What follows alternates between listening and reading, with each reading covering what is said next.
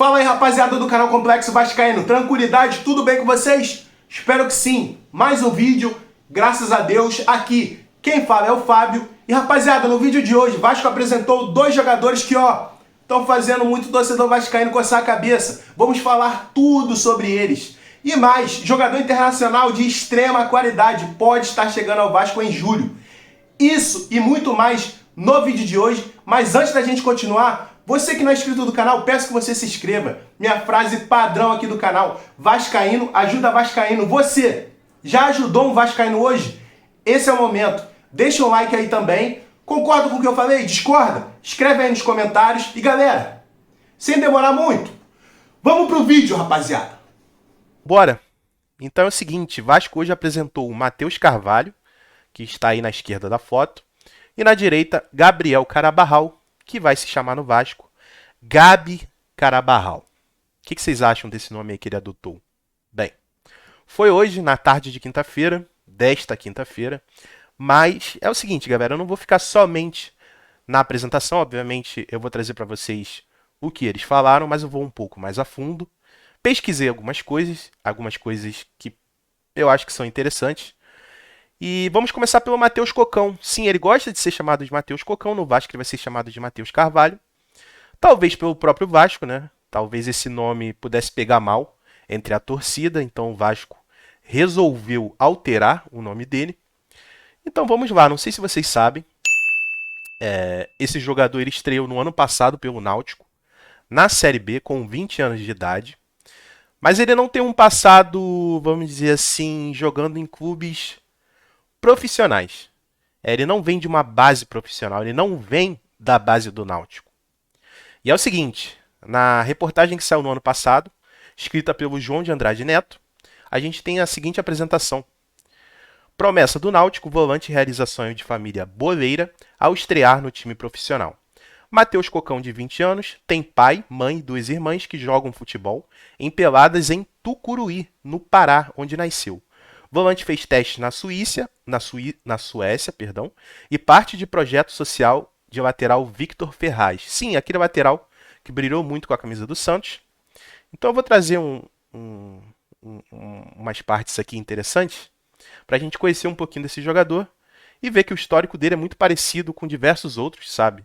Que vem de uma família pobre, mas uma família ali que se empenha para que seu filho ou o neto, o avô ou o pai e a mãe se transformem num jogador profissional.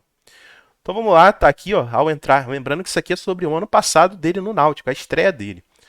Ao entrar em campo aos 36 minutos do segundo tempo contra o CRB na quarta-feira e fazer a estreia pelo Náutico, o garoto Matheus Carvalho dos Santos, de 20 anos, não realiza um sonho apenas dele, mas de toda a família que mora em Tucuruí, no Pará, a 460 quilômetros da capital Belém, e que assistiu a partida pela televisão.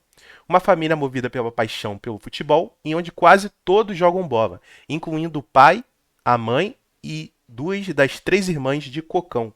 Como a nova promessa alvirrubra é conhecida, o único a se profissionalizar. Está a foto aqui da estreia dele, do Matheus Cocão, e tem um vídeo aqui que eu não vou poder passar para vocês, mas é o seguinte, se forem posicionados em campo cada um dos integrantes da família Santos, é possível formar quase meio time, a começar pela mãe, Maria Giane Alves Carvalho, de 45 anos, goleira, agarra muito e é pegadora de pênalti, elogia Matheus. Ou seja, até a mãe do rapaz joga futebol, muito legal. Tem aqui mais uma foto, no meio de campo o jovem alvirrubro dividiria a função de volante com o pai, 46 anos, quer ser ralheiro, na frente da irmã caçula, 17 anos, e camisa 10, joga pra caramba. E tá aqui, os familiares dele. E com tanta intimidade com o futebol, o que não faltou foi incentivo para que o garoto tocasse em frente o desejo de viver da bola, inclusive da irmã mais velha, Railane, de 28 anos, a única que não é jogadora da família, mas que era responsável por levar o menino Matheus aos treinos. Então tá aí, rapaziada, a família do Matheus Cocão, praticamente toda ela, independente de ser mulher, homem, jogam futebol. Bem interessante, tá ele aqui novinho, E agora é o seguinte, além da ligação com a família boleira, outra coisa que Matheus carregou para a carreira profissional foi o apelido Cocão, que segundo ele, vai o acompanhar pelo restante na vida dentro do futebol. Só que Matheus do passado? Infelizmente, em time grande, cara, é muito difícil você continuar com um apelido desse, cara. Então, mais ou menos aqui, com esse texto, a gente vê que foi o Vasco que teve a intenção de mudar o apelido dele, porque ele mesmo falou que iria carregar esse apelido para a vida toda. E eu acho até que foi legal pelo Vasco, sabe? Porque, como a gente pode ver aqui, vou tocar isso mais pra frente, é um jogador que ele veio de baixo, aliás, ele transformou a vida dele há muito pouco tempo. Foi no ano passado que ele começou pelo Náutico na Série B. Antes disso, ele fazia parte de um projeto social que eu vou falar pra vocês já já. Então pode ser uma carga a mais pro garoto, sabe? Então o Vasco teve essa opção de colocar ele como Matheus Carvalho, que seria o nome dele original, né? Sem ser com o apelido Cocão. E garoto, não deu pra você. É um apelido que tenho desde a infância porque falam que eu tenho a cabeça grande. Eu pretendo ficar com o nome. Sou conhecido assim. Se depender de mim, prefiro assim. Então tá aí. Matheus Cocão, aqui o pai dele, Edson Guilherme. Antes do Náutico, escalas na Suécia e no time de Victor Ferraz. Das peladas em Tucuruí, Matheus foi levado para o Independente, time da cidade, onde foi logo inscrito para a equipe profissional, que iria disputar a Série D em 2020. A gente está falando de 3 anos atrás. Ele tinha 18 anos.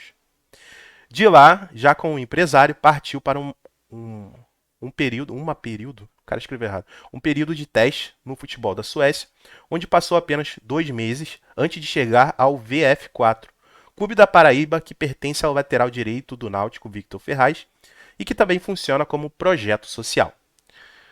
Ou seja, só para terminar aqui, antes de passar meu raciocínio. Joguei o Paraibano Sub-20 do ano passado e marquei 4 gols em 5 jogos, sempre atuando como volante. A passagem pelo VF4 foi muito boa pela estrutura. Melhorei muito minha parte física, disse Cocão, que chegou ao Náutico também no ano passado e reencontrou o Victor Ferraz. Ou seja, galera, a gente não está falando de um jogador que vem de uma escala evolutiva de base, sabe? De um time grande, o Náutico, vamos dizer assim, é um time grande, sabe? O Vasco é gigante, então assim a gente separa. O Náutico é um time grande, é um time que tem estrutura, acredito eu, para fazer um jogador de base evoluir, ou seja, ele não teve essa base. Ele estava num projeto social, que acredito que um projeto social não tem a capacidade de entregar o que um clube profissional entrega, e logo do projeto social ele partiu para o Náutico. Ou seja, é um jogador que não teve seu começo ali, vamos dizer, muito profissional. E provavelmente ele até hoje tenha muitos fundamentos a aprender, né? A gente conversa sobre o projeto, ele sempre cita o meu nome, o Victor é muito gente boa, a gente troca uma resenha e ele sempre fala para eu manter a cabeça boa, que minha hora vai chegar. E chegou. Tá no... Acho que nem ele esperava isso. Se a gente voltasse no tempo e chegasse para ele assim, pô, Matheus Cocão, e aí? Tu vai jogar no Vasco ano que vem, cara. Acho que ele não iria acreditar. E me elogiou. Meu Deus. E me elogiou pela estreia no profissional, relatou o jovem jogador fã de Toni Kroos, Iniesta, Xavi e Casimiro. Grandes jogadores, né? É isso aí. Matheus assinou seu primeiro vínculo contrato profissional com o Náutico há menos de um mês. O vínculo vai até 2026. Ainda não recebeu o primeiro salário, na época ele nem tinha recebido o primeiro salário, mas sabe muito bem o que vai fazer quando esse momento chegar. Tomei um susto quando fui relacionado para o profissional, não esperava. Antes de entrar em campo contra o CRB, foi o primeiro jogo dele, deu um friozinho na barriga, mas que passou no primeiro toque na bola. Quando eu receber meu primeiro salário, vou mandar uma parte para minha família. Eles sempre acreditaram em mim. Então, galera, eu já vou passar aqui, antes de eu fazer uma conclusão legal sobre ele. Ele jogou esse jogo aqui contra o CRB, jogou 8 minutos, a estreia dele. Depois ele jogou contra o Guarani, jogou 45 minutos. Contra o Vila Nova, 7 minutos. Depois ele teve uma penca de jogos sem entrar em campo. Deixa eu ver aqui. 1, 2, 3, 4, 5, 6, 7, 8, 9, 10. Ele ficou 10 jogos sem jogar. Ele jogou 3, pouquinhos minutos. Ficou 10 sem jogar. Depois jogou 3 jogos contra a Grêmio. Jogou 1 minuto. Ele deve ter entrado no finalzinho. Chapecoense, 22 minutos. E Ponte Preta, 45 minutos. Ou seja, galera, a gente está falando de um jogador... em 2023 ele jogou o estadual, né, pelo Náutico. Mas eu vou contar só a Série B, que se a gente for pensar que o Vasco está jogando a Série a gente precisa de jogadores que tenham carga. Imagina o Vasco na Série A trazer um jogador que só jogou campeonato estadual. Eu acho que é até injusto, sabe? Então eu vou contar só essa parte aqui dele, de Série B. E, cara, são pouquíssimos jogos. A gente tá falando de um jogador que tem pouquíssimos jogos no campeonato da Série B. É um jogador que ele não teve base profissional. A base dele, vamos dizer assim, foi semi-amadora. Se for contar projeto e tal, time lá do bairro dele. Então, minha questão é, nada contra o lado pessoal do jogador, Matheus Carvalho ou Matheus Cocão. Que a história pessoal dele é magnífica, cara. Vocês viram, a família dele joga futebol, mãe, pai, irmã, todo mundo, a família bem carente, bem humilde, como é a história de vários jogadores aí pelo Brasil. É a história de muitos jogadores. Vem de família pobre, mas eu não consigo entender por que o Vasco contratou ele, sabe? Se é um jogador que ainda vai se preparar no Vasco, ele vai se estruturar no Vasco. Eu já vou adiantar aqui, mas eu vou trazer para vocês já já. Ele se inspira em Jair, se inspira em Andrei. Realmente, são jogadores, cara, que hoje estão em outra prateleira. Mas o que o Vasco quer fazer com ele? O que o scout olhou e viu nele? Sabe? Inclusive, ficou faltando essa pergunta na entrevista de hoje. Deveria ter sido feita pro Paulo Brax, sabe? Paulo Brax, por que vocês contrataram o Matheus Cocão? Sabe, o que o scout viu nele? É muito estranho, é uma contratação muito estranha, sabe? Desde já, não tô zicando ele, espero que ele faça, que ele tenha uma ótima carreira com o Vasco. Se eu não me engano, o contrato dele até o final até abril do ano que vem. Mas eu espero que ele renove e seja um craque no Vasco. É o meu desejo. Vestiu a camisa do Vasco, eu tô torcendo. Sabe? Mas é muito estranho, cara. É muito estranho. Eu acho que o Vasco atual tem que contratar jogadores, mesmo que sejam jovens, jogadores mais prontos, sabe? Talvez você encontre um volante na base que tenha essa característica, sabe? Característica de jogo, que eu digo, de passe, que ele parece que é um jogador que tem um passe, ele consegue quebrar linhas. Talvez a gente tenha esse volante na base. Então, se é para preparar um jogador, prepare um jogador da base, dê espaço para um jogador da base, sabe? Então, aqui a gente não sabe se foi esquema de empresário, sabe? Se era uma conversa ali para agradar um ou outro. Fica o questionamento aí no ar. Então, esse é Matheus Cocão. Vou passar um pouquinho... Matheus Carvalho, né? Vou trazer um pouquinho do que ele falou hoje. Na entrevista que está no canal da Vasco TV, ele estava muito nervoso, cara. Ele estava extremamente nervoso, gaguejando a todo momento. E, cara, tu vê, o moleque há 2, 3 anos atrás estava num projeto social. Hoje está no Vasco, num Vasco SAF, sabe? Que é um Vasco que todo mundo está almejando muito o futuro do Vasco.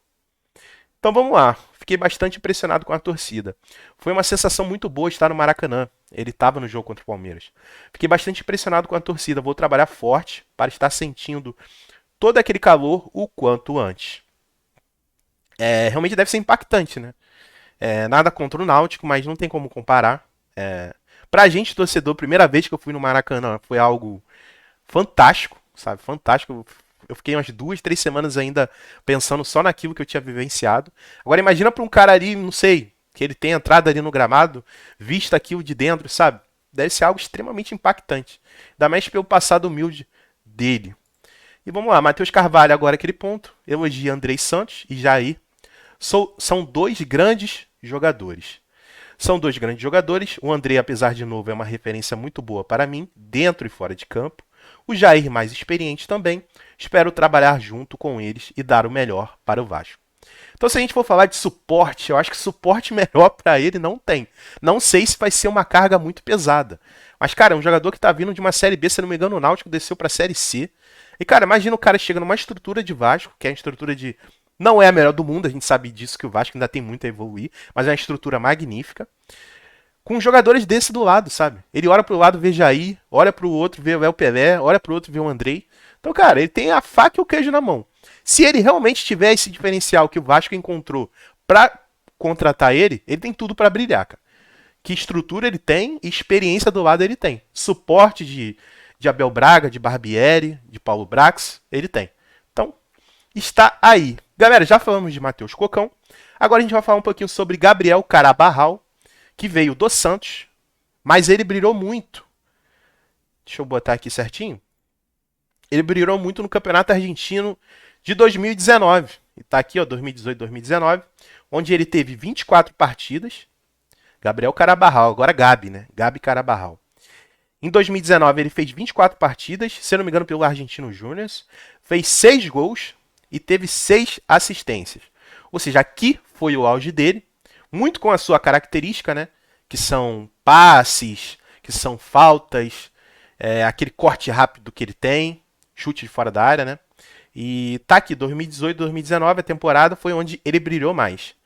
E aqui em 2021, ele teve um ano até que interessante, se a gente for pensar para um meio campo, né?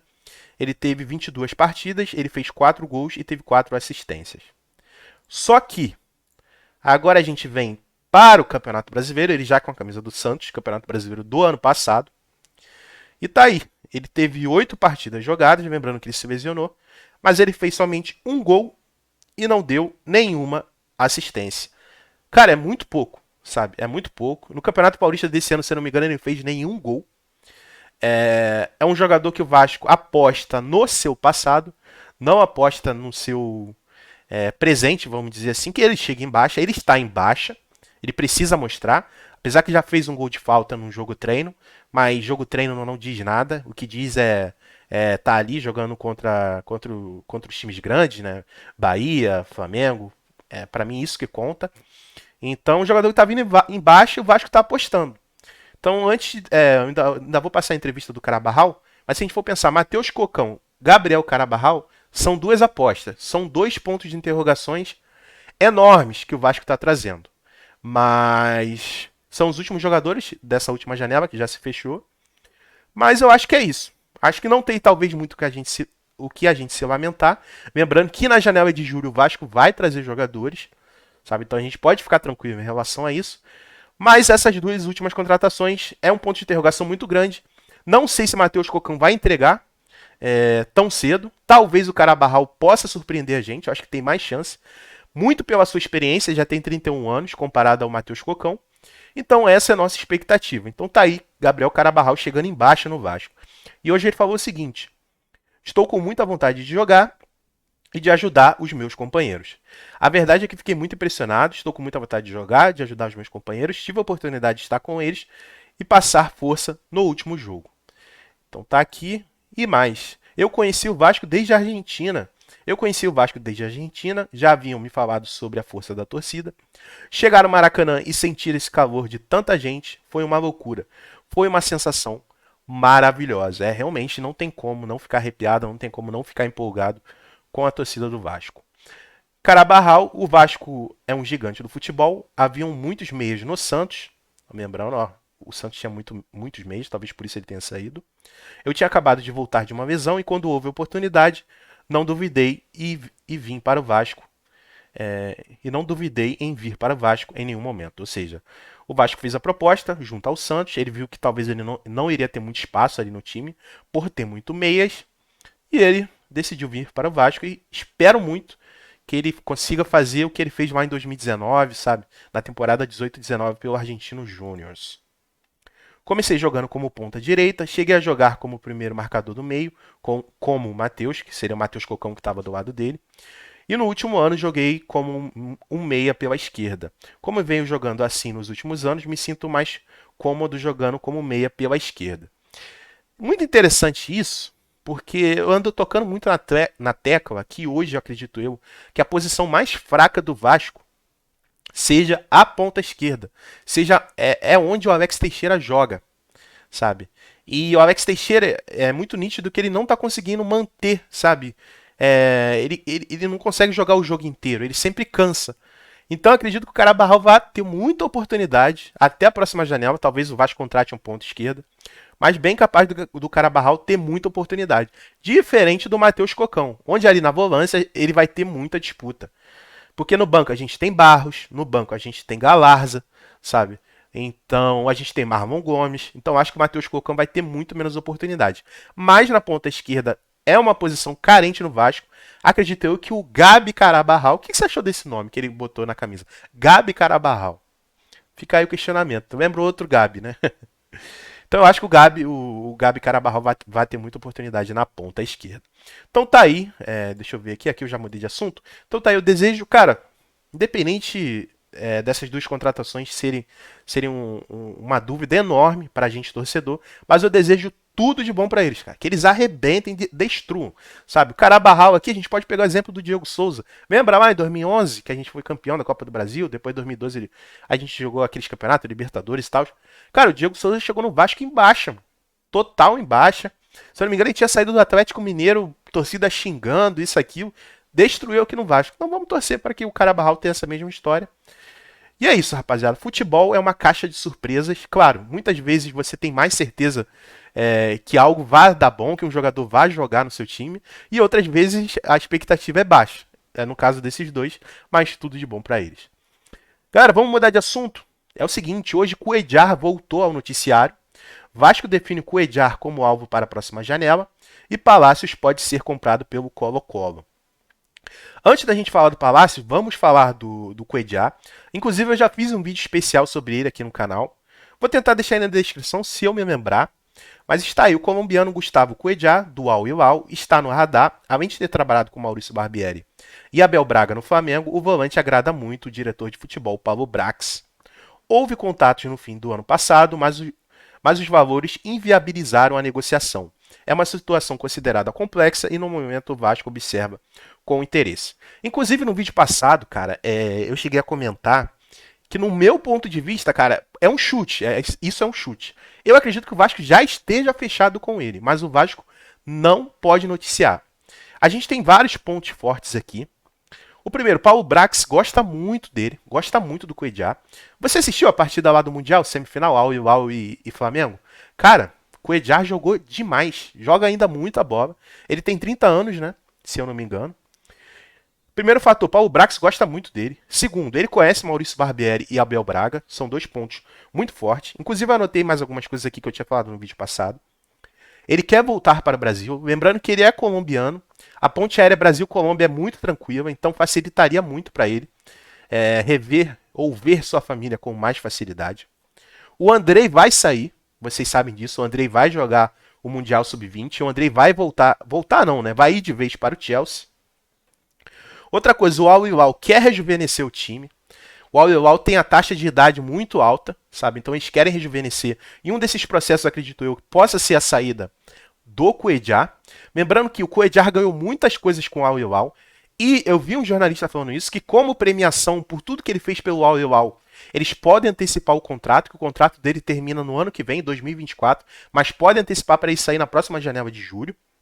E aqui eu já tinha falado que o Paulo Brax tem muito carinho por ele. Então, galera, eu acho que seria um puta reforço. Eu acho que seria até melhor que o Andrei. Com todo respeito, o Andrei joga muita bola, mas chegaria um jogador totalmente pronto. Talvez o Andrei, apesar de, cara, ele jogou muito bem contra o Galo, jogou muito bem contra o Palmeiras. Mas o Cuéllar, pela sua experiência, cara, eu acho que vai agregar mais do que o Andrei. Se ele chegar na forma física ideal, cara, acho que vai ser perfeito. Veria, ó, Cuéllar, Jair, um futuro camisa 10 que o Vasco possa contratar, um ponta esquerda no lugar da Alex Teixeira. Irmão, entrega as taças. Então tá aí, voltou ao noticiário de hoje. Cuéllar pode estar próximo, né? E acredito eu tô chutando, mas acredito eu que já está fechado, mas o Vasco não pode anunciar. Vamos esperar aí a janela de julho, tô muito empolgado para essa janela. E mais, Colo-Colo deve comprar Palácios. Emprestado desde janeiro, o MEI está próximo de atingir metas que obrigam o clube chileno a adquirir um percentual do jogador. E isso representaria uma nova receita em breve ao Vasco. Palácios, portanto, não retornará ao Brasil após o fim do empréstimo em dezembro. Então tá aí, muito interessante. Na época muita gente julgou, porque, se não me engano, confirmou aqui, o Vasco emprestou o Palácios para o Colo-Colo. O Colo-Colo pagando somente o salário, mas se ele cumprisse algumas regras, algumas metas de jogo, sei lá, jogou 10, 15 jogos, fez sei lá quantos gols, o Colo-Colo seria obrigado a pagar, entendeu? Um percentual do jogador para ele já ficar lá de vez. Então isso está muito próximo, isso é muito positivo. Espero que essa grana entre antes de julho, já para juntar o bolo todo ali. Aquele montante, aquele pouquinho que sobrou dos 100 milhões que a gente gastou na primeira janela, a venda do Andrei, o dinheiro do Carlos Palácio, mais o aporte que vai vir em julho. Ou seja, tem uma grana boa aí, cara. Eu acredito que o Vasco vai fazer uma janela muito da hora, cara. Acredito eu que o Vasco vai fazer uma janela muito da hora. Então, a expectativa tá lá em cima e espero que o Cuéllar seja o nosso primeiro reforço, cara. É jogador para aeroporto? Vocês acham? Se você chegou até nesse momento do vídeo, escreva aí. O que vocês acham? Cuéllar é um jogador de aeroporto? Vale a pena eu ir lá filmar e trazer para vocês? Fica aí o questionamento. Então vamos continuar. Antes de negociar com a 777, o Vasco esteve perto de fechar com o Grupo City. Lembrando que o Bahia que fechou com o Grupo City, né? Hoje o Bahia é o Bahia City. Um dos fatores que impediu a negociação foi a falta de acordo para um aporte imediato para o pagamento das dívidas urgentes, que foi garantido pela 777. Então tá aí um dos motivos do Vasco não ter fechado com o Grupo City. Acho que muitos torcedores queriam o Grupo City, né? Muito pelo Manchester City, o que o Manchester City é hoje. Mas como vocês podem ver, não é essa cereja toda, sabe? O Vasco estava urgente, necessitando de dinheiro, de aporte financeiro. E esse não era o perfil que o Grupo City queria, sabe? Para investir. Não queriam chegar com dinheiro muito alto logo no começo. E outro fator que eles queriam transformar o Vasco num time satélite. Ou seja, eles queriam que o Vasco revelassem os jogadores e entregassem para eles, sabe? E, cara, isso é absurdo. O Vasco é gigante, o Vasco não pode se submeter a esse tipo de coisa. Então, esses foram um dos motivos pra gente não ter fechado com o Grupo City. Então, tá aqui, ó, o nosso CEO, Luiz Melo, do lado Thales Magno, Thales Mágico, né, para alguns, que joga no New York City, um time que faz parte do Grupo City. E galera, para fechar, acabou de sair fresquinho, notícia quente. Informações sobre ingressos para Fluminense e Vasco. Sim. Quinta-feira, hoje, a partir das 21 horas, já começou já. Começaram as vendas e os valores são os seguintes. Setor Sul, que é para a torcida do Fluminense, R$120. Achei o ingresso salgadinho. Setor Leste inferior, tá aqui inteira, R$100. Camarote Maracanã mais R$500. E para o torcedor vascaíno, o ingresso vai estar custando R$120. Lembrando que nós vamos ser visitantes, e acredito eu, a gente só vai ter um pedacinho do Maracanã. Então é mais ou menos isso, só uma pincelada. Talvez no vídeo de amanhã eu traga algo mais detalhado. Mas já gostaria de adiantar algo com vocês. Provavelmente, antes do jogo, vou fazer um vídeo destacando isso. Cara, com toda a situação que a gente vem vivendo em relação ao Maracanã, esse imbróglio todo de Maracanã, questão de concessão, licitação, esse tipo de coisa, provisório, permanente, cara, esse jogo vai ser hostil demais, vai ser muito hostil, sabe? Vai ser um clima muito barra pesada, então se você tem vontade de ir, cara, vá na beira, vai na calçada, sabe? Que, cara, o bagulho vai estar muito doido, vai estar muito louco, acredito eu. A não ser que algo venha acontecer antes da partida. Mas tá aqui, inclusive, o Vascaíno só terão direito a 10% dos ingressos. A gente vai ficar num bolinho pequeno. Mas no segundo turno tem volta e a gente vai engolir eles. E eu sei que a gente vai engolir, porque a torcida vascaína é braba, é absurda. E esses 10% do Vasco vão ser esgotados em 1 hora. Já deve ter acabado, cara. Já deve ter acabado. Vou ver aqui se atualizou alguma coisa. Não atualizou aqui. Mas basicamente isso. Deixa eu ver o que saiu aqui. O presidente Fluminense se irrita com o comentário do CEO da reserva, que é vascaíno, e rompe contrato com a Mal ao vivo. Já a notícia aqui, ó. Presidente do Fluminense se irrita com o comentário de CEO da reserva, lembrando reserva aquela marca de roupas, que é vascaíno e rompe contratos com a marca. Então tá aí, eu não vou ler a notícia para vocês, só vou dar uma pincelada aqui. Então, presidente do Fluminense, você não começou a guerra? Então agora, irmão, atura ou surta. Então, rapaziada, é isso. Mais um vídeo. Esse vídeo ficou longo pra caramba aí, ó. Mais de 27 minutos. Espero que vocês curtam esse tipo de vídeo. Falei bastante, mas caso você tenha gostado do vídeo aí, cara, você que não é inscrito no canal, se inscreva. Deixa um like aí também. Vai aí na barra de comentários. Concorda com o que eu falei? Discorda? Escreve aí também. Tamo junto, rapaziada. Então é isso, canal Complexo Vascaíno. E amanhã tem mais. Eu falei muito e vambora. Valeu. Tamo junto. Valeu.